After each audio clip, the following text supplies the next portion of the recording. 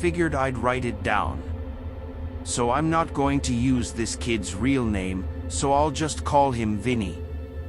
I come from a town where the people you went to school with in kindergarten were the same kids you graduated with. Vinny moved to our school about halfway through the year. When new kids came to our school, everybody flocked to them. At 14, I was kind of a dork, but also kind of a douche, which made me surprisingly likable to most people. Vinny would always sit by himself during lunch. Something I found amusing about him was that he would get infuriated if people asked him if he skated. I took that as a challenge to try and piss him off, and it worked. The first time he and I had a class together, I remember the teacher asking him if he had his books yet. He responded with, "My wife never confirmed my school schedule with the front office." I remember everybody thought that was funny. You're 14 years old and you have a wife. He was clearly trying to get one over on the teacher. My friends and I were skating after school and we saw Vinny. I remember talking to my friends about what he said, and we all became oddly infatuated with this kid. It took some doing, but after about a week of letting him hang out with us, he became one of the boys. One of my buddies asked if we could go sleep at his house on Friday night, under the guise that we took turns of staying at each other's houses to skate, play video games, and smoke the green stuff. He looked perturbed, which is something I wish mattered to me back then. But the next day at school, he did say it was okay after asking his parents. My buddies and I rode our bikes to where he lived, with clothes for the night and our skateboards strapped to our bags. We met his family, who at face value seemed completely fine. Then things got a little weird. First, his dad had a huge weapons collection. At the time, I thought it was awesome. He even took us out into a field by a canal to shoot some of his assault rifles. I know. Is that this wasn't cool of him without parents' consent. Next, we met Vinny's wife. Yeah, the girl was real. She was also 26. While we lived in the southern US, even this was taboo. They would like hold hands and stuff. At the time, we thought this was dope. It was like dating a senior when you're a freshman. Only he was in high school and she paid taxes. Things kind of got to a new level of weird when Vinny's dad had his arm around Vinny's mom, and his other arm around a girl that couldn't have been terribly older than we were at the time. Apparently that was also his wife. We then spent about 2 hours praying with the family in the living room. I was raised Catholic, but couldn't determine which religion they were practicing. Once we finished with that, we went outside to start skateboarding. After a few minutes, his dad came outside and ordered us into the house. Vinny's mother then had us stand in line outside of the bathroom to take a bath. It still skeeves me out, but I remember we weren't allowed to drain the water from the tub. I was the last one to bathe. Also, all of the mirrors in the house were covered with sheets. I don't know the significance of this. It makes more sense to me to not have mirrors at that point. We were told to go to bed, even though the sun wasn't even down yet. Vinny went to bed with his wife. The three of us that remained just laid there in one single queen-sized bed and talked about how much fun we weren't having. The final straw for the night was having to hear Vinny's parents, and maybe the other woman, doing the dirty in the next room. It was almost 11 p.m. when we decided to just get on our bikes and leave. It was dark and we had to ride through some bad neighborhoods, but we made it safe to my buddy's house. Vinny's mother would also later call our parents and leave some cryptic messages, which implied trouble. Vinny was pulled from school about a week later and we never saw him again. I don't know what that family was into. Maybe it wasn't creepy at all, and I just didn't understand.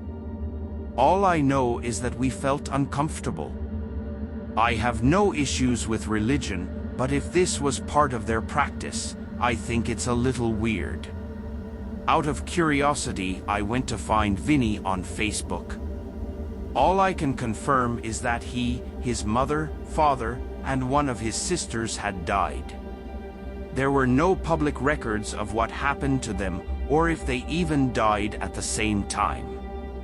Probably not the creepiest story out there, but one I still come back to.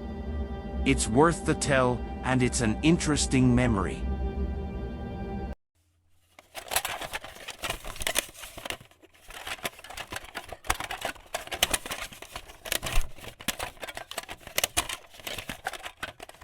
A few years ago, during a camping trip in a remote forest in the interior of the state, I had a terrifying experience that still haunts me.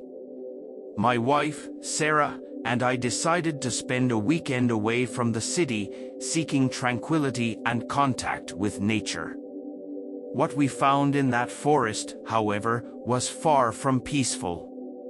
We arrived at the campsite on Friday afternoon. It was an isolated area, surrounded by dense trees and with no cell phone signal.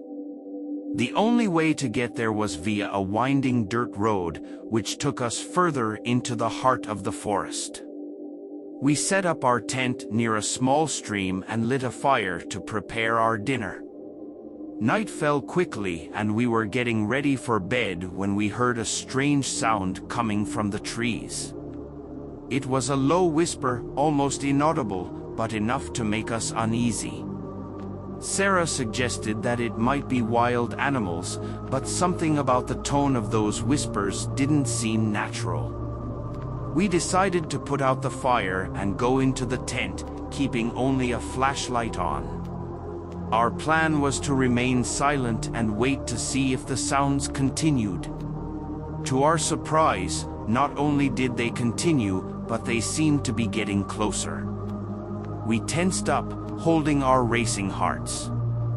Then we heard slow, dragging footsteps approaching the tent.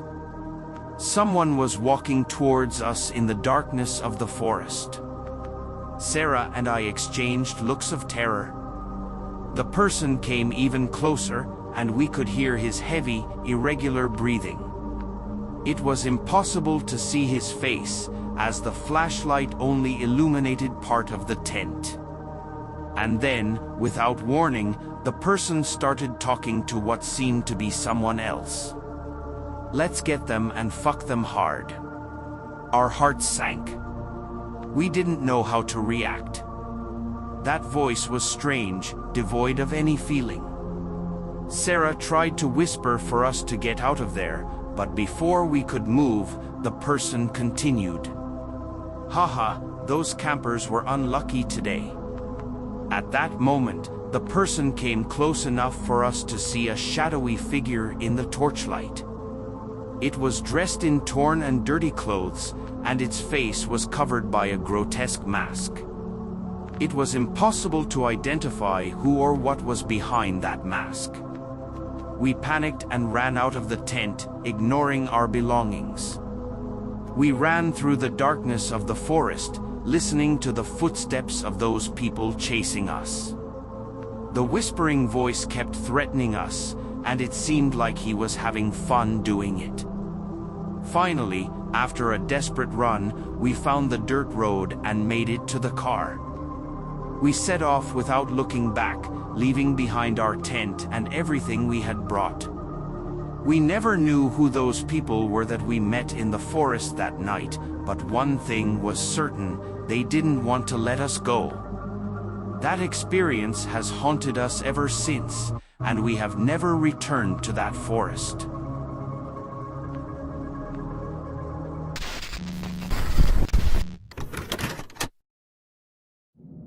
This happened back in 2020. I am a female and was 19 at the time. My mom used to be a baker, and she needed some chocolates for decoration. Since my siblings were asleep, my mom asked me to get some from the nearby shop. As it was close by, I thought I'd just walk. Most of the shops that I went to were closed due to an ongoing strike. Unfortunately, I was unaware of it, and the ones that were open didn't have the brand of chocolate my mom wanted. Due to the strike, the place looked like a ghost town with not a soul in sight. I was determined to get that chocolate, so I walked a bit farther, but still had no luck. Finally, I decided to head home. I could reach home either by a long route or a short one. Since the short route includes trespassing through the neighbor's property, I chose the long route, mainly because I didn't want to cause any inconvenience to them.